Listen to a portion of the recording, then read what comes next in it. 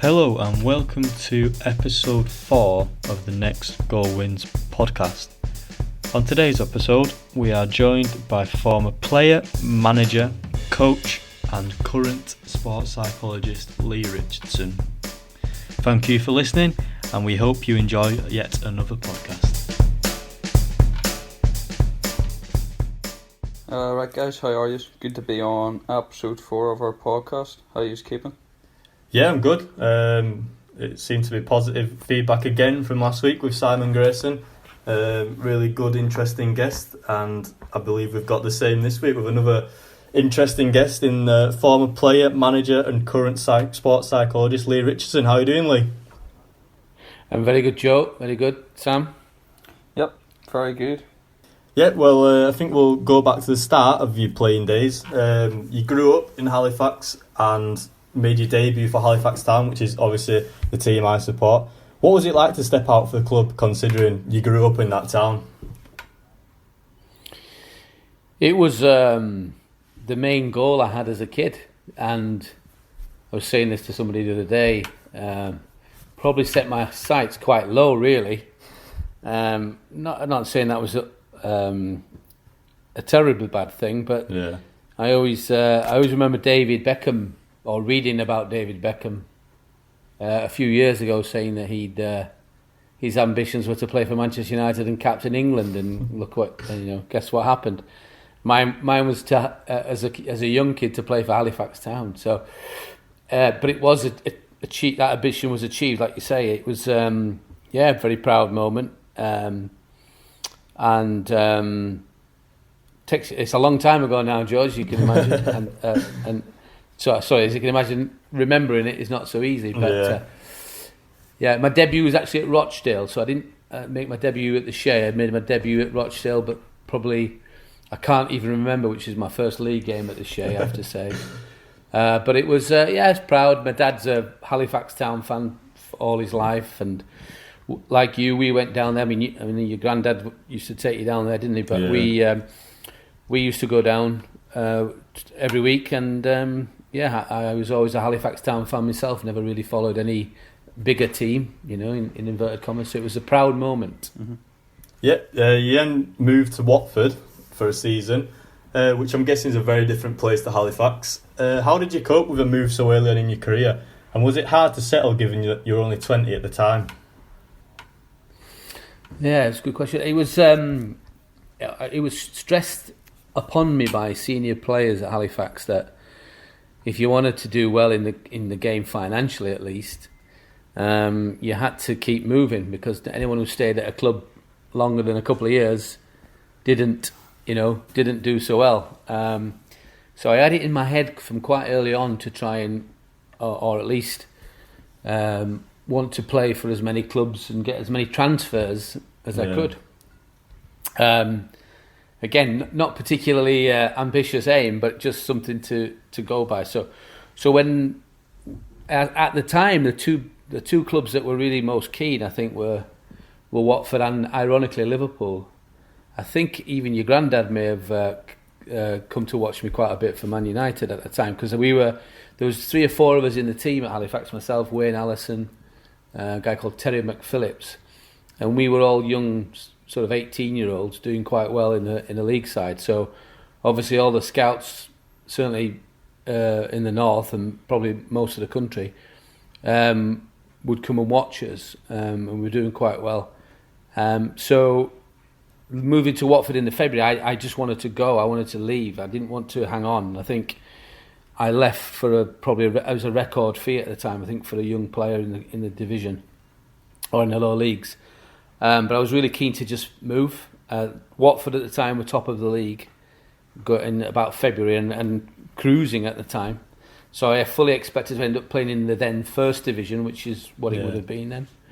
Didn't quite transpire like that. But what helped me moving was a guy called Rick Holden, who played for Halifax, who was sort of in his mid-20s.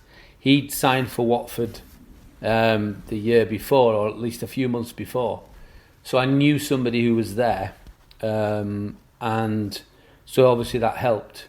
But but it was pretty daunting. I mean, Watford was essentially London. Yeah.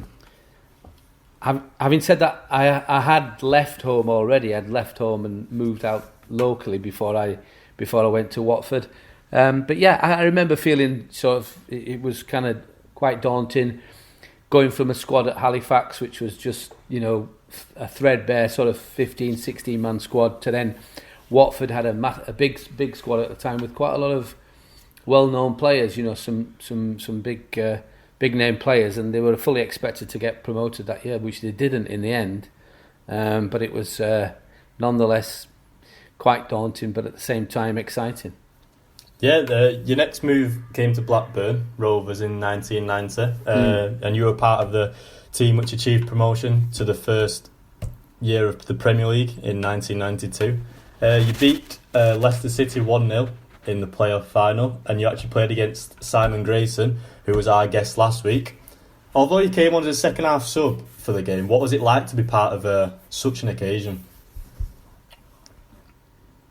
Yeah, I forgot Simon probably played then, didn't he? Yeah, fantastic. I remember Wembley was the old Wembley, if you like. It was probably the year or two before it was sort of dismantled and the new Wembley was built. What I do remember more about that period was building up to that. Kenny was the manager at Blackburn, and he had a way of picking the team which kept everybody guessing. And I was a sub in the first semi-final fixture against Derby County, and I came on just after half-time or at half-time, I can't remember, with a guy called David Speedy, and the team were losing 2-1 at the time, or 2-0, and we kind of came on and had a big impact, and we ended up winning the game 4-2. We then went to Derby County at the old baseball ground, and I played, albeit slightly kind of in a position I didn't particularly enjoy playing, but I played wide right in front of David May, and we lost the game 1-0, but we got through, and it was a tight game, and I fully expected then to get the nod to play at Wembley, and all the game all the week building up, the shape looked like that was going to happen. But then, as he sometimes did, Kenny, on the sort of day before or a few hours before, in fact I don't even think he picked the team, and we found out an hour before the kind of journey to the ground. So I was left out and put on the bench, and he played a lad called Chris Price, who was a kind of full. So he basically played two fullbacks down the right hand side, Kenny, to be sort of stay safe. So obviously that was a big disappointment. It was one of the biggest disappointments probably in my career not to start that game, because it was a huge game. Even then, it was the first. I'm pretty sure it was the first playoff final to get into the new Premier League. Yeah. But even then, it was a massive thing, you know. So I mainly remember the disappointment of that. But then there were only two subs, I think, or maybe even one sub, and I was at least one of two subs. And I came on for Scott Sellers, who was, a good friend of mine, and came on with about 15 minutes to go. And my biggest memory after that then is, and this was on camera, but I was predominantly a right-footed player. I could run then, though, not like now. And I remember getting the ball and running down the left-hand side of the pitch and getting to the byline. And David Speedy was actually clear. I'd got clear of Leicester's defence. And I don't know if you've ever done this, you two probably haven't ever done this, but if you go and try and kick a ball, but you just touch it with the opposite foot, and it just moves out your way, and you trip yourself up, which most kids have done. Well, I did that at Wembley with 80,000 people watching, and I fell over, and 80,000 fans laughing is not a good sound when you're, when that happens. But that's my overriding memories of disappointment and then making an arse of myself. Yes, well, and all a good day by the sounds of it. You touched on it there. What was it like to play under Kenny Dalglish? Great. In the main, I thought he was a fantastic guy. Anyone who knows Kenny or gets to know him knows that he's a witty fella. Far from the media persona that he was presumed, or the personality he was presumed to have by the media in his day, he was always very sceptical of doing interviews and things like that. So he never really transmitted his true personality, I don't think. A bit more maybe in the later years. But he knows just a real good guy and such a fantastic player that you just respected him. He wasn't really a coach as such, I have to say. He was more somebody who was just very knowledgeable about the game, and but when he spoke, you listened because he knew a lot. Gave good sort of tips that weren't necessarily coaching on the pitch. Coaching, there's different types of coaching, I suppose. He was more someone who just had great knowledge and could mention one or two things to you that would stick in your mind and would help make you a better player. So he was a coach of such, but not a sort of the modern day, stand on the pitch and do sessions, that sort of thing. Yep, so you moved across the border to Aberdeen after this, where in your first season you finished second to Rangers in the league and lost both the Scottish League Cup final and Scottish Cup final to the same Rangers team. What were the main differences you found between the footballing culture at Aberdeen compared to the English clubs you'd been at before? Yeah, it's a good question. It was quite strange really. There were some good players and 2 or 3 good teams in Scotland at that time. Celtic, Rangers, ourselves, probably, maybe Hearts, I think I seem to remember, or Dundee United. But then the rest of the league was a kind of a mixture of levels of ability. So it was not, most of the games were fairly easy, if I'm honest. But then playing the old firm games, that was obviously more of a challenge and more like a Premier League standard or a first division, Premier League as it was then. And I'm fairly sure Aberdeen could have probably competed in the Premier League with the players that we had. I remember we played actually Blackburn in a friendly as a consequence of my transfer, I think.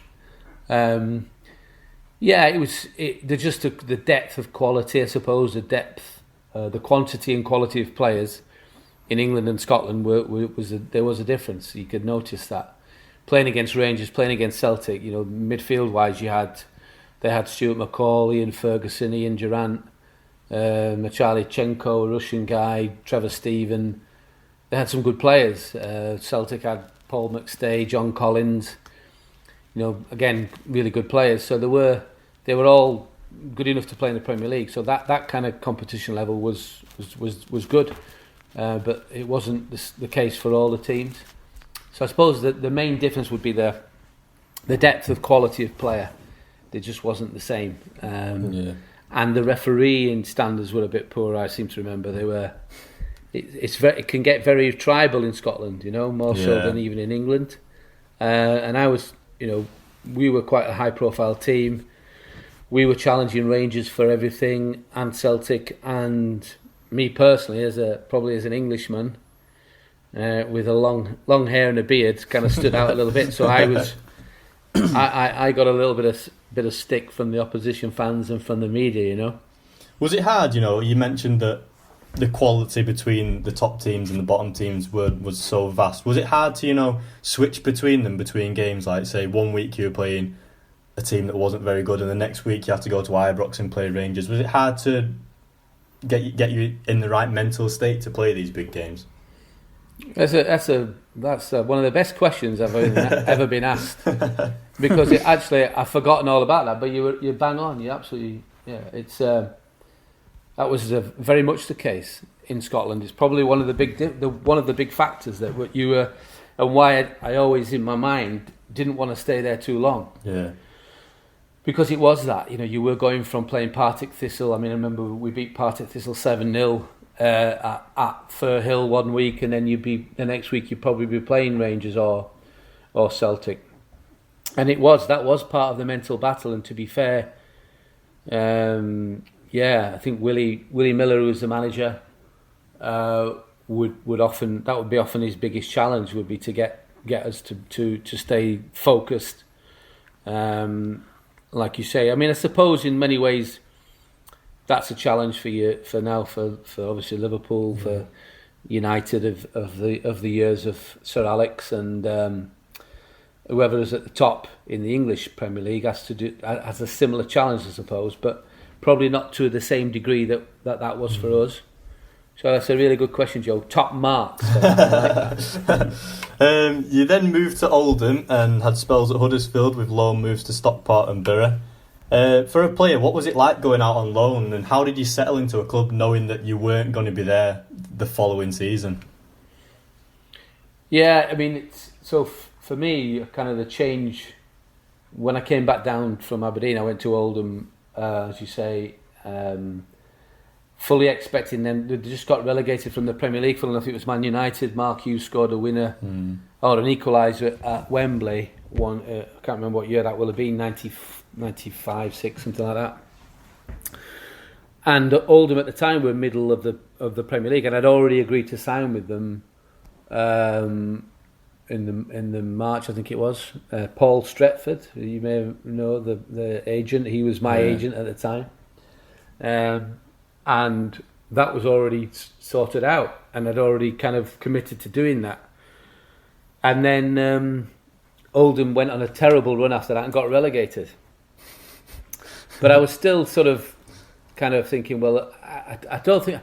I'm pretty sure I could have probably got out of that and gone somewhere else. There was a couple of other Premier League clubs that I think were interested. But I'd set my mind on that and I thought with the quality of player, Joe Royle was the manager, we'll get straight back up, it won't be a problem. But it was a problem. And Oldham basically went on a massive slump after that. Joe Royle left a couple of months later. And that's when my career started to just waver, and probably where I started to get interested in psychology, because I think at the time I was probably a little bit burnt out. I'd played a lot of football by then. I'd had 1, 2, 3, 4 moves by then at the age of 26, 27, maybe a bit younger, and played a lot of football. And it kind of was, even though it went well for me individually at Oldham, because as a team we just literally crashed, and I ended up having 3 relegation battles really. Although I was personally doing okay, it was hard work, and so you get to the end of that contract and you're then 28, coming up near to 29, and I was out of contract with a year of Bosman. The Bosman ruling had just been agreed, but it wasn't to come in till the following summer, so I was out of contract at Oldham. But Oldham could still demand a transfer fee, so I think they wanted initially something like £750,000, which at the time no one was going to pay. So I ended up getting sort of stuck at Oldham, and that's when I went out on loan to Stockport. We were in the Championship at the time, and ended up signing for Huddersfield. But all the sort of stress and drama over that, it started really well at Huddersfield, managed to help them get off the bottom of the league, but then started to pick up some injuries, suspensions. There was a silly suspension rule that came in that year, which meant that I had a kind of a knock-on suspension, which meant I missed about 4 or 5 games through suspension, then injury, then illness, and it was just a disrupted period. And so I got a serious injury, which then, when I got back fit, I think Bury was the low move that got organised by, I think, Steve Bruce, who'd come in by that time. So yeah, it was more by necessity to want to play football again than actually a real choice, you know. And it was strange, and it was just, but at the same time, it's almost like a survival instinct of wanting to get out and play, and get in the shop window, or to just to kickstart my career again, because it had definitely started to get disrupted by what had happened at Oldham, you know. Yeah. Well, you finished your career playing at Chesterfield in 2004 before returning in 2007 as manager. How did you make that transition from player to manager? It's not, well, player to coach, assistant manager first, because I was assistant manager for 4 or 5 years actually. I started off assistant to a guy called Dave Rushbury. The club was in financial difficulties and we had lots of trouble, and he asked me to help him out. He was given the manager's job. And I was kind of an experienced player, so he asked me to help him out, which I did, and then he got the sack after about a year, so I was his assistant for about a year, and then a guy called Roy McFarlane came in, who was a great guy, himself a fantastic player in his day, and I had 4 years with Roy as assistant manager, and so that was the first transition, was going from being a player to being a coach or manager with the same group of players that you've just been playing with and having a laugh with and all that sort of thing, you know. So that's not easy. And I remember observing Graham Sharp do the same thing at Oldham when he became manager after Joe Royle. And he'd been one of the lads having a laugh in pre-season, and then all of a sudden he became the manager. Yeah. Lee, it's not what sort of approach did you take to that transition from player to manager of obviously the same group of players that you played with? Yeah, I think you just initially, Sam, you're just going by instinct, because there's no certainly in those days there was no textbook on it, and I don't think it actually happens to that many players now, where you go straight from playing to then coaching. So it's been more of a process. It was just more of adapting, you know, on your feet to what you felt was the right thing to do. You know, merging that crossover between being a lad in the dressing room and getting the right distance, if you like. It's not an easy thing to do. So I was fortunate in a way. The lads were a good set of lads, so I think probably early on I faced up to it in terms of explaining that was obviously a change that was going to have to happen. And so it did. I think one of the bigger things I remember was that there was probably 3 or 4 of us who used to travel in together, and that's one of the things I had to say is, look, it's going to be difficult for me to travel in as your coach or assistant manager, because I'll be having phone calls and conversations that would probably be involved in some of them. So it was not easy, but somehow I managed to do it, because I managed to survive for 4 years, and then that's when I got the manager job after that. Fantastic. Yeah. So leaving management, you moved into where you are now, which is obviously the sports psychology side of the game. Was that always a dream, or sort of the idea during your playing days that you wanted to move into that sort of area, or was the lack of jobs in management maybe pushing you towards that career?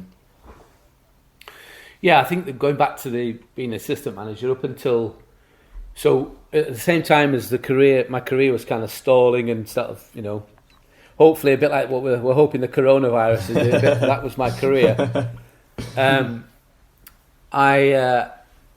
I remember basically thinking, you know, I've got to start thinking about what's coming next, because those, you know, even though I was a championship player most of my career, I suppose, verging on the Premier League, financially, you know, it's a million miles away to where we are now. So just, you know, wandering off into the sunset and retiring was not an option. Yeah. And that's when I suppose thoughts about coaching, thoughts about what else I wanted to do were in my mind. So around the time I was at Oldham, I know I was definitely keen on thinking, you know, I'd like to maybe study and educate myself and do a bit more than just football. I was probably getting a little bit bored, stroke burnt out with the challenge of being a footballer, because it's, as you know, it's not easy. So that's when I started looking around for stuff, and the Open University were doing a course, a kind of a introductory course into social science, and I read the description of it, and it sounded quite interesting, which led on to then modules around psychology, and then thoughts around, you know, knowing what I knew then about the game and about how 85% of it is massively about what's going on up here. Yeah. Or somewhere around those figures. Even though it wasn't massively talked about explicitly, it was up to people like your granddad and Sir Alex and Willie Miller and Joe Royle to take care of that side of it, by virtue of the fact that the coaching process is a psychological process, like most things are in life. You're talking about interacting with people, motivating people, connecting with people. That's all a psychological process. And so the fact that was the case, and I was aware of that, even though there weren't really any psychologists in football at that time, I still felt, well, surely this is got to be looked into in a little bit more depth. So that's when it led on to me carrying on studying as what turned out to be a degree in psychology. At the same time, I was pursuing the coaching path as well at the same time. So in terms of was it something I always wanted to do? No. But was it something that started to emerge in my mind that actually, as a backup plan, if the shit hits the fan, can we swear on these podcasts? Yeah, feel free. Yeah. Yeah. So there you go. I haven't thought of it that one yet. You can bleep it out later. So if the whatever hits the fan, then maybe it's something I could look into, and that's essentially what emerged. So I went into the coaching, completed my degree while still assistant manager, and then went down the process of trying to be a manager. Obviously that, although, it went okay, I had a decent, I had over 100 games at it, win percentage was not too shabby, but it wasn't so much that I couldn't probably carry on. I probably could and probably would have got a job at some point, but I couldn't really afford to carry on. After about a year out of work, trying to get a job. I remember your granddad was fantastic at the time. Does everyone know your granddad is, by the way, on this podcast? Yeah, it was talked about last week. From last week, yeah. Yeah, right. So your granddad was one of the best people for me at that time. He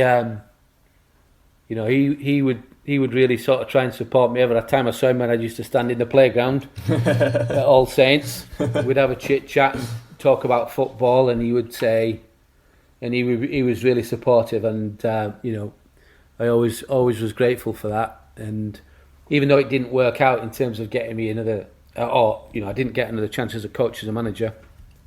I mean, I've known your granddad a long time, so I'd always looked up to him anyway. But yeah, he was extremely supportive, and it was just getting to a point where, after about a year, the nearest I'd come was a year earlier with Big Sam at Blackburn. Your dad was at Blackburn your granddad, sorry, was at Blackburn at the time as a scout, and I got close. I got between myself and the guy called Steve Keane to get a first team coach's job at Blackburn, and he gave it to Steve Keane, and then that didn't work out too well.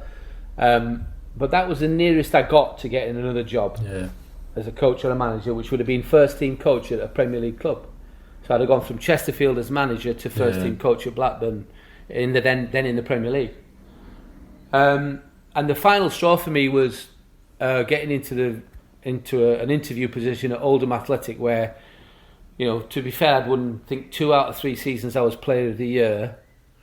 And in the shortlist, there was nobody really I looked at and thought, wow, I've no chance here. Yeah. And they gave the job to Paul Dickoff. Now, all due respect to Paul, that's no slight on him, and fair play to him.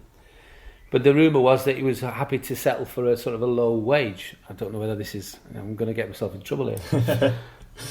But that's something I couldn't afford to do. I had 4 kids. My career... Paul's a bit younger than me. Managed to financially do better because the game... Obviously, the money was coming into the game year by year. And it started to dawn on me that actually, no matter how much I thought I might be a decent manager... the game of football doesn't sit still or stand still for anyone. Yeah. And I just literally, we were literally on the verge of losing the house. And I had a decision to make, whether it was, look, forget it, start again and try and build a career that gives you a chance, more of a chance to have a career. Because football management and coaching is a great job. It's a crap career. Yeah. That's unfortunately the harsh reality of it for anyone, because there are hundreds of good coaches and managers out of work now. Yeah, and definitely. That's the tough bit. Coaching and management is easy. It's great. It's such good fun. It's the not being able to work at it or earn a living. If you're not bothered about earning a living from it, then that's fine as well, because you can coach amateur teams, junior teams, and not necessarily get any money for it, and you'll still get the same rewards of coaching and working with teams and all the rest of it. But it well, look, I don't want to dishearten anyone, but it's not a career as such, certainly in terms of that you can like you can bank on as an accountant or a solicitor or fireman or a plasterer or whatever it is, where you're going to get work.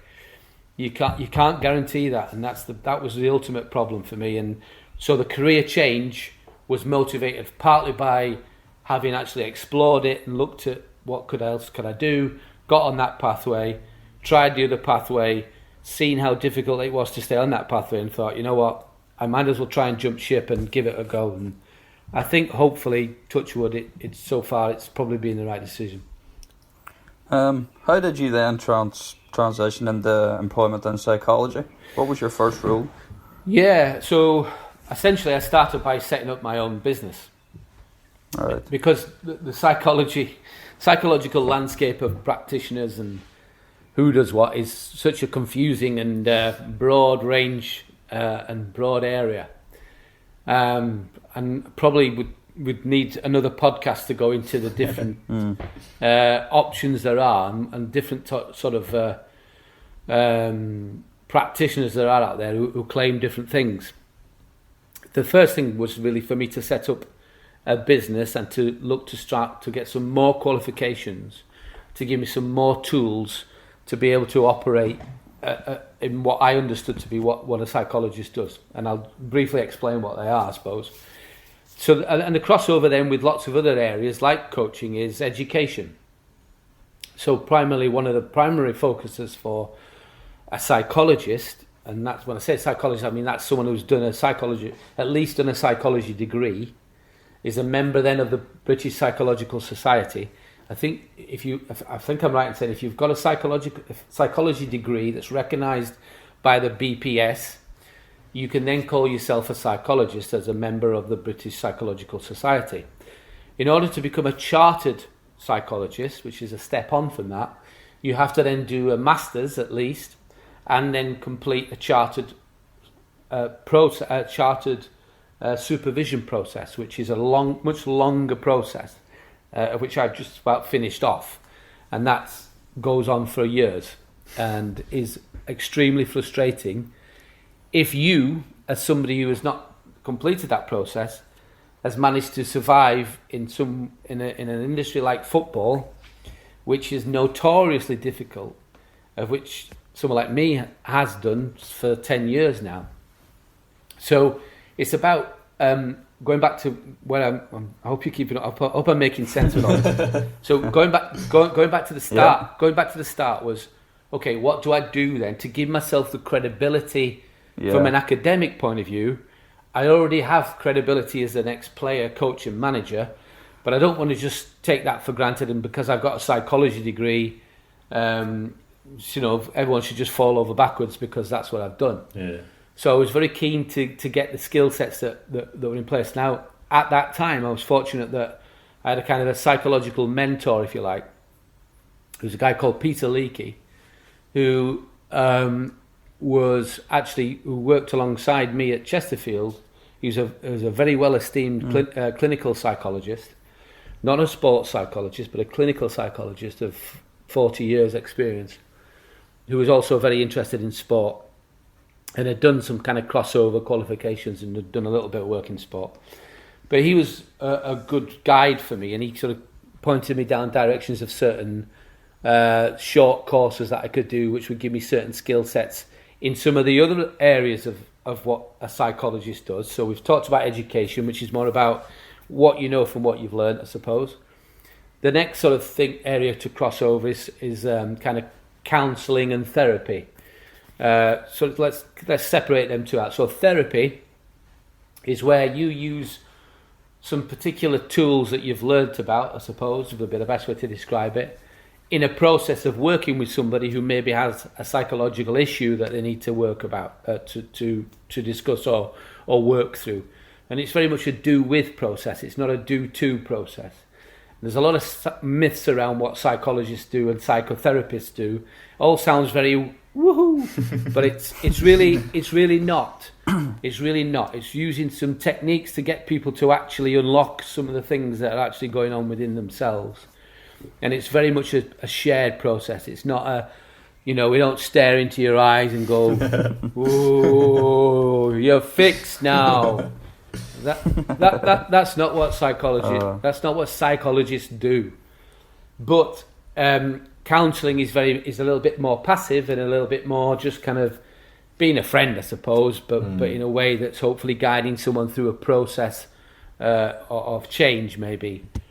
So education, therapy, counselling, and sort of mentorship, I suppose, would be another area that crosses over. And you can probably spend time doing each area. Education, counselling stroke therapy, mentoring stroke coaching. So coaching would involve, there are coaching psychologists who look at things like personality profiling and look at things like looking at people's strengths and using tools where people might look to develop themselves and look at sort of positive psychology. So there's a broad range of stuff there, and not everybody has a psychology degree or has a master's or has a chartered status. So it's quite a broad mix of people. So all I tried to do was to get as qualified as I could, which is, I've probably committed to lifelong learning anyway. So I'll probably always continue to either, CPD or self-develop or whatever. But I was very keen to get to the point where no one could really criticise my academic credibility, and hopefully, no one could say I don't know what it's like to actually, walk on the pitch or be a coach or be a manager, because I can hopefully say that as well. So that was my thoughts at the time with that transition. But the starting point was to get myself become a sole trader, to work for myself, because then once I got these qualifications as a therapist, counsellor, I could then, advertise that to people. I then started working quite quickly with the PFA very early on. So back in 2009, I had the idea about the safety net, which I don't know whether we're going to talk about, but that's the online mental health platform we've literally just launched again now for the wider population. But the PFA have used that since 2014. Well, I had the original idea for that in 2009 because it sort of dawned on me then that there was a lot of players that were probably struggling with mental health issues. And although some of the high-profile lads like Tony Adams, Paul Gascoigne, at the time were getting a lot of help through the Sporting Chance Clinic, I was just concerned about sort of everyday Joe lads who were going to be retiring and struggling to find a job and all those kind of issues. So the idea came to me then, and then we eventually developed it. But in the conversations with that, I'd sort of said to the PFA, look, I'm seriously thinking about not carrying on as a football manager or as a coach. I'd be interested in any sort of counselling or therapy work because I'm doing some qualifications on that, etc., etc. And probably that was 2009 when I left Chesterfield and went to them with that conversation.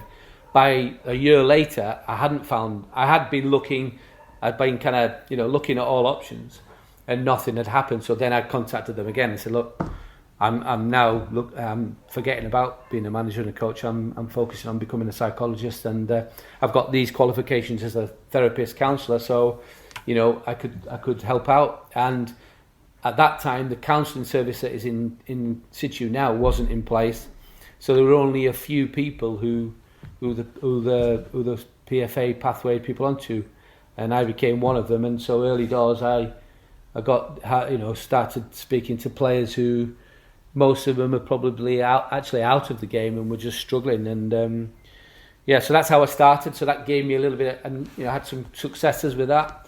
So I think that encouraged me that actually, I could maybe make a career in this.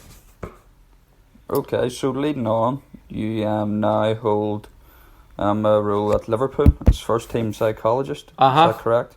Yeah, yep. just how like did that. That come about? Just like that. How did that come about? Just like that. How did that come about? So we're now in 2020, aren't we? So what I was talking about there in terms of the working with the PFA, that was 2010, and I remember, so it's 10 years. So going into 2011, my first gig, my first break in psychology. Just stepping back, prior to that, I think building up to the turn of 2011, I did a couple of kind of one-off or 2 or 3 session hits with groups of players at Sheffield Wednesday with Alan Irvine, an old teammate of mine who was, I'm grateful to give me a chance to come in and have a chat about the mental side of the game, which he felt was affecting his players.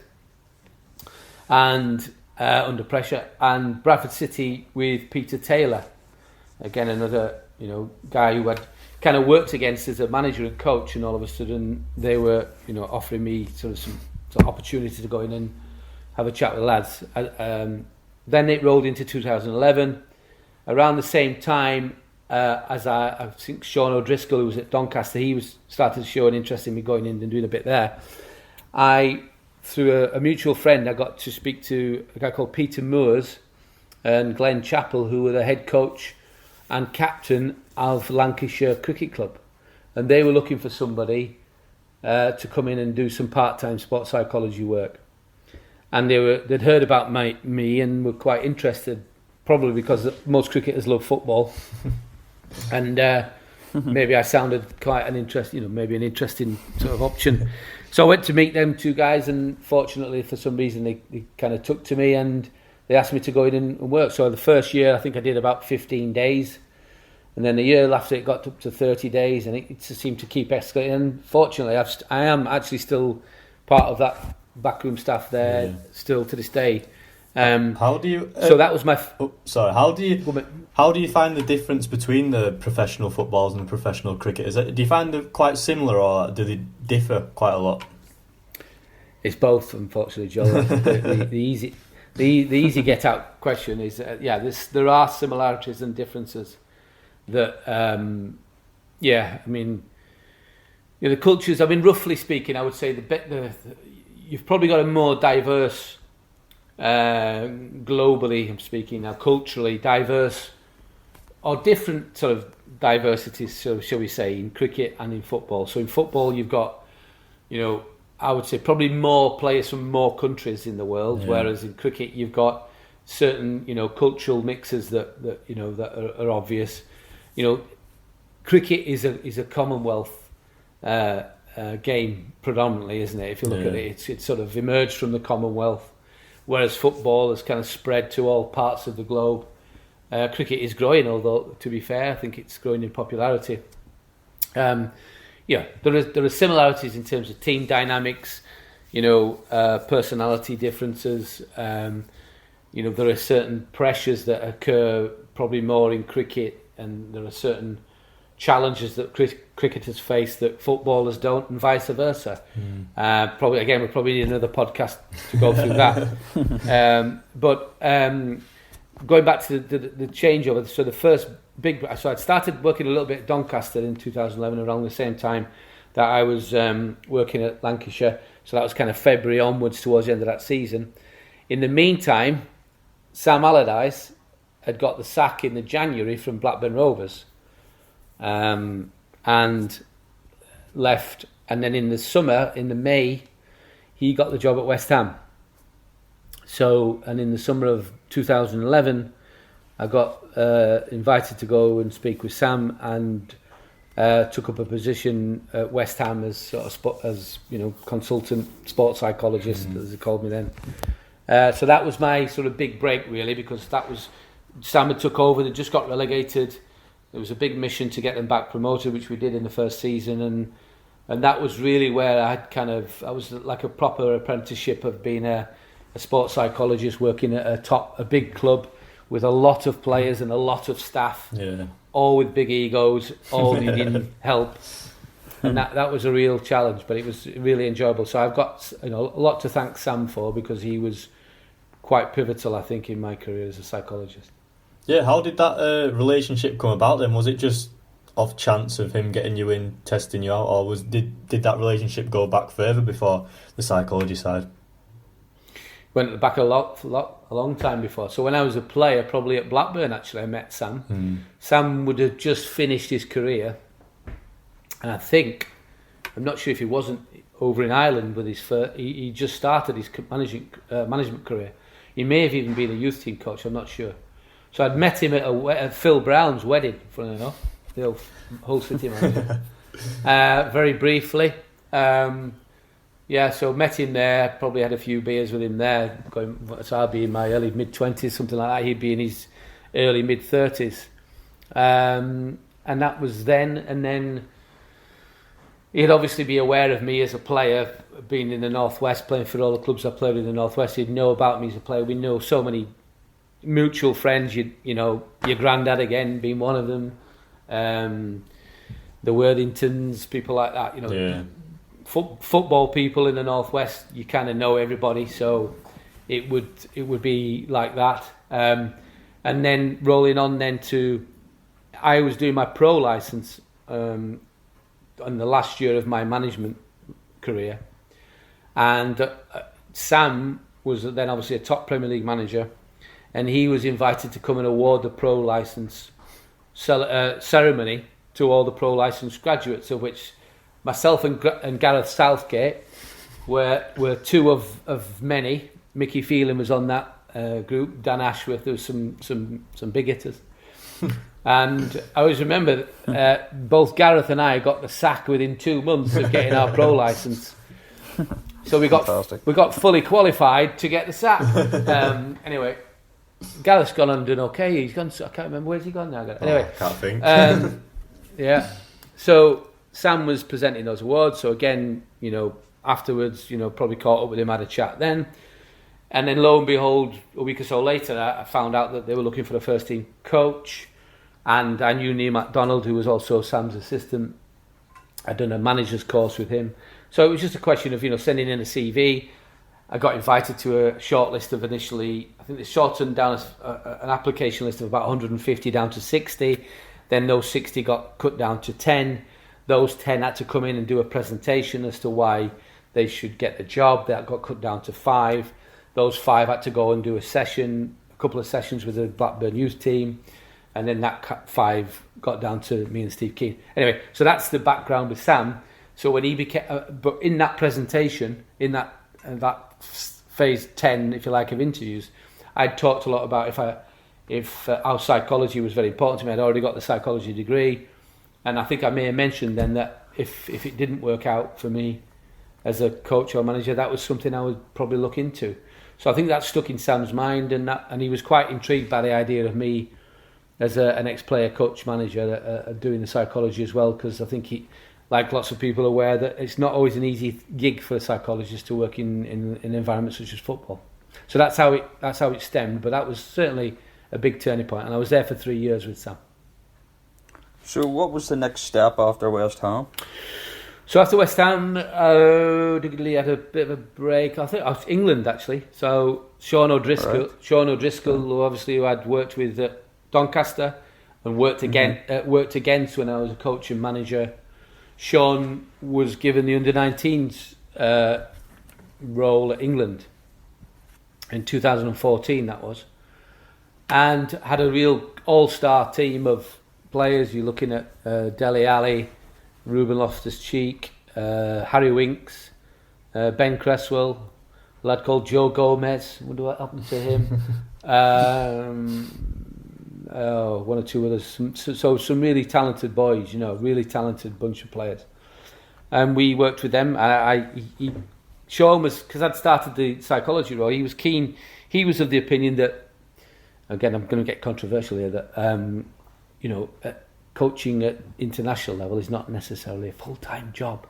And actually, you know, when you're on these coaching, these international breaks, that he as coach would want to do all the coaching. He didn't really see the need for an assistant coach, so to speak, who was going to come in and want to do lots of sessions. He liked the idea of someone who could do that if he needed to, but was also more focused on the psychological side of things in terms of the breaks and the time challenge you've got with that.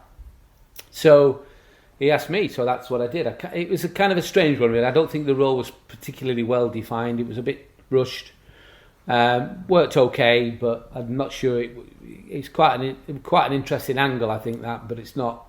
It didn't really evolve, and we lost in the March series. So you kind of like different qualifying stages, and we lost to France in a kind of knockout game, which would have determined us going on to the final 4 or whatever. In France, they kind of League Two'd us. You know, we were England, supposed to be the kind of up and atom physical side, and we had all the footballers, and they had all all the kind of the Accrington without being Controversial. I won't go any further. They had all the whatever. They had the kind of, they really did set pieces, just kick lumps out of us, and it was a windy day. I remember and we got beat, so that was that.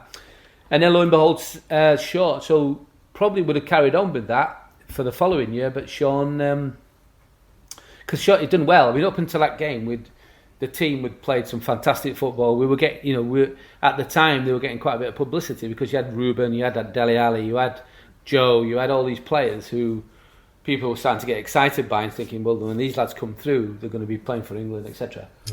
But Sean then got the call from Brendan Rodgers to go and work at Liverpool. So that's what he did. So that meant that I kind of left that role, and the next role for me then was with Gary Caldwell at Wigan Athletic, and in the first division when we got promoted as champions that year, which was a challenge, which was a task.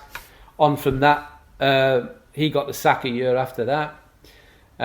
3 or 4 months go by, and then lo and behold, Sam gets the job at Crystal Palace, having been at England.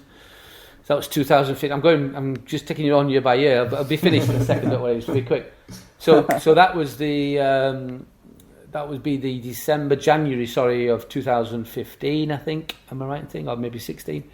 And 16. And then so went to Palace, where they were bottom of the league with about 12 games to go. Went in then, and then we managed to, everyone turned that round, and so Palace stayed up. Sam decided to leave, so that was that. So then the next step was Hull. Hull City. I'd actually spoken to Hull just prior going into Crystal Palace, and that didn't quite happen. But then in the summer, they'd just got relegated from the Premier League, and that's so I went in there, and I had 2 years there at Hull. Initially with a guy called Leonard Slutsky, a guy I didn't know, Russian manager, and then he left, and Nigel Adkins came in, and he was a manager I did know from a long time ago, and so I had sort of 18 months with Nigel before coming up to 2019, June the 1st, 2019, which is when I signed on the dotted line with Liverpool the day of the Champions League win. So that was all down to me.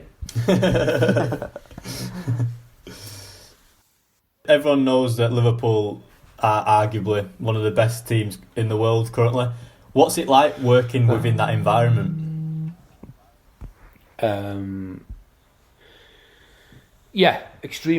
Feel extremely privileged, humbled and privileged. Those are the two words that spring to mind. More so because obviously, as you can tell, I'm slightly older than you guys. So I was around, having almost came close to going there. I think because I did speak to Kenny when I was at Blackburn, and I think it was fairly close.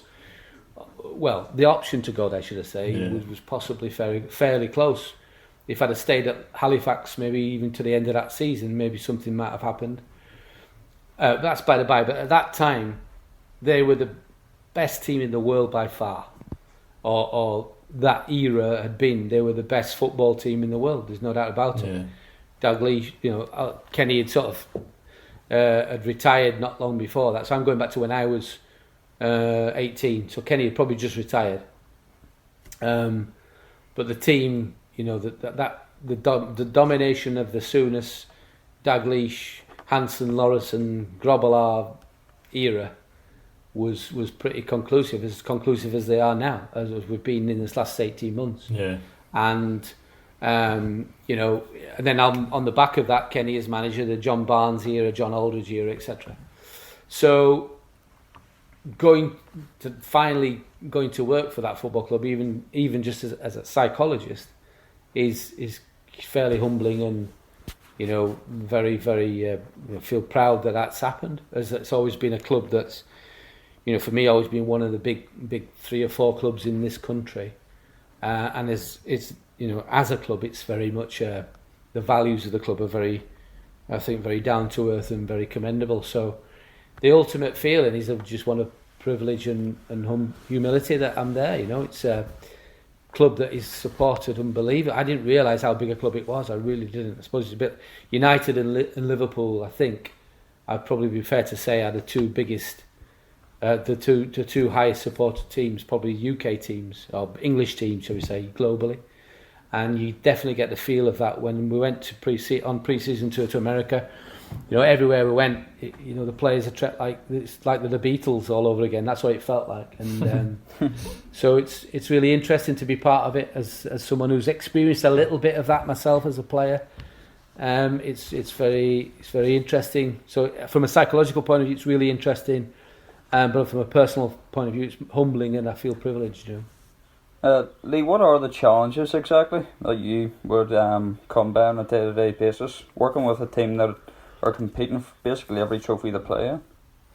Yeah, I think the challenge, I mentioned this in an interview the other day, and this is what, everybody's focused at a football club, whether you're a psychologist or a manager or a coach or a physio or a kit man. Most of it revolves around the kind of performance cycle of preparing for, performing, reflecting on, and then refining for the next performance. So the whole club is geared around that, and the challenges therefore are around maintaining physical, mental health, fitness and performance. So, and that's of the players, and obviously then by association then everyone around them. And that's really, I suppose, as a psychologist, that's what my main focus is. Anything I can do to help that process work better, or any one individual within that environment perform better, then that's something that I'm very much switched on to. And I am not the only person by a million miles, and that's the case for. But it really is that it's really at any football organisation or football club or sporting organisation, that performance cycle is something that I think everybody's very much aware of. Whether you're in the commercial department, trying to sell the game, there's an impact on everybody. So there is that sense that you're all looking after the same objective, really. What elements of their game do you tend to help them with? Is there specifics? If it's a striker, where the striker may be coming to you if they're struggling with finishing and it's sort of inside their head, and they're looking really to look at it in a different way, would they come to you? Yeah, okay. So I've now got to try and think about this in terms of how I phrase this, because I am very conscious that one of the reasons why I'm involved in the football as a psychologist is not. I'm more interested in helping the players achieve their potential. Okay, so I'm just trying to, because one of the most important things for me as a psychologist, and part of my ethical boundaries, are to be, speaking in terms of protect confidentiality. So I'll just talk in general terms. And if you think about the idea of mastery, which is the idea of being the best you can be, whether that's a podcast interviewer, working in finance departments, whatever it is, that strive to be the best you can be is a psychological phenomenon in itself. Not everybody has it. Not everybody maintains it all the time. I didn't, even though I did most of the time. And when I did, that's when I was at my best. We can't always see in ourselves where we are at any one time. We have certain biases that mean that we're not always the best judges of where we are, or what we're doing, whether it's the right thing. Again, going back to your granddad, he'd probably be one of the best people to identify that in people. And that is, again, a psychological awareness of somebody's self-awareness. So if someone's not aware that they're not really, functioning at their best, it's not always an easy task to get that, or for the penny to drop, using a metaphor that we've always all heard. So there are different challenges and different areas that different players might need help with, whether they think they do or not. And I suppose there are again, all players are different. All players have different personalities. You're right to identify the idea that different players who play different positions may have different common factors that keep emerging, like, you know, missing chances, etc., etc. But then there are also different skill levels, you know. So at different levels of the game, that might be more of an issue for more players than it is at the higher level, you know. I'm not trying to confuse or anything like that. I'm just trying to make sure that I give you as much insight without you sort of, you know, starting to think that it might be referring to any particular player. And part of that is because these lads are so high profile at Liverpool. I have got to be really, really careful. But look, generally all players, believe it or not, are human beings, and they all have feelings, they all have emotions, they all, you know, they all get down about, you know, when things don't go well, but maybe get up a bit quicker than some other people do, you know. So there are different strengths and areas to improve for all of us, and footballers are no different, or sportsmen in general. So there's so many areas that you can go into, but I'm very cautious to do that without sort of giving too much away. So I'd just say probably in general, you tend to have a third split, I think, in my experience, and these are all clubs I've been at, so I'm going to broaden it to all football clubs I've worked at as a sports psychologist. But I have to say this applies just as much to coaches and managers. So you might have a third of players who are extremely conscientious and probably look to improve themselves, you know, as much as they can every day, and will look at all avenues of how to do that. Then you might have a third of players who probably kind of, you know, maybe a little bit less consistently do that. And then you'll have another third of players who probably don't think they need to improve and just get on with what they do, regardless of what they do. And depending on what level of the game you're at, if you're in that final third who just get on with it and get on with it themselves, but you're brilliant and you're an 8, 9 out of 10 performer every week anyway, that's probably just going to get you through your career and you're going to be fine. There are those type of players playing in non-league, by the way, who think they're so good they can't. There's no way they can improve, and they're playing for Frickley Athletic or the Dog and Duck, and they still think they're fantastic and they can't improve. So there are those. That's the landscape of human nature to an extent, and like I say, those biases are at play at every level. I have to say, at Liverpool, that's the one thing I've been most impressed with is this idea of mastery and wanting to be the best you can be. I think that's pretty much universal throughout the squad, and matched up to that, they've got some decent skill levels, so that makes them pretty outstanding. Yeah, I think just to wrap it up, we're going through pretty tough times. I think everyone in their life with coronavirus and the whole isolation stuff.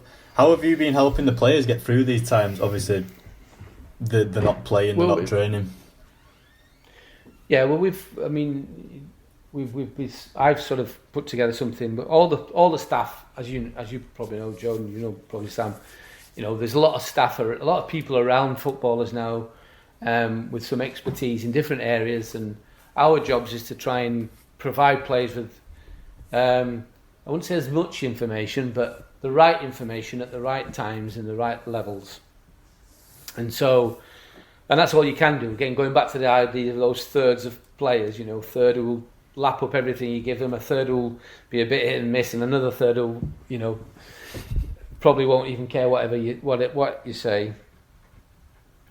It's really just some simple messages around, you know, accepting the situation is number one. And until you accept situations, not for the sake of settling for less than what you would like, but accepting that there are certain things in life that we can control and certain things in life that we can't control. Unfortunately, it appears to me that none of us have been able to control the sense in which coronavirus has kind of emerged and placed the burden that it has on the health services, and obviously killed as many people and put people in serious harm's way.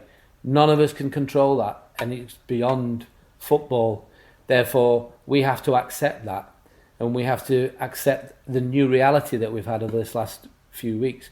Everybody in the world has had to accept that for whatever they do, whether you're a footballer, psychologist, again, whatever role you play in life. Of course, the most disconcerting thing for all of us, I suppose, is the uncertainty around how long that lasts and where we're going. And part of that, I think, is that actually this has taken people so much by surprise at all levels that there are people, even at the highest level, seem to not really know what's the best thing to do. I think we can only hope that in the next few months that emerges, that we'll come through this, the levels of illness and the death rate will drop to a level that we can get back to some normality. I hope that's going to happen fairly soon. I have to say, we're fairly well into this now, and people's experience of it will be probably mixed and probably have been different at different times. I suppose the big message for me would be that for everyone to understand that whatever you're experiencing and feeling is actually absolutely normal, because this is such an unusual time. That is the abnormality here. That's the unusualness of this is what's strange and what's weird, not anyone's individual response to it or reaction, because that will depend on lots of different factors, like where you're living, who you're living with, what support you've got in place, even just on the phone. So it's a challenging time for everybody on the planet, and who knows? I mean, that's just my take on it. I can't really give you too much more than that at the moment. Yeah, well, I think that wraps it up nicely. Just want to say a massive thank you, Lee, for joining us today. Thank you, Lee. I hope I haven't bored you too much, lads. No, we've learnt a lot, I think. Some might ramble. Fantastic. Perfect. Okay. Thank you very much.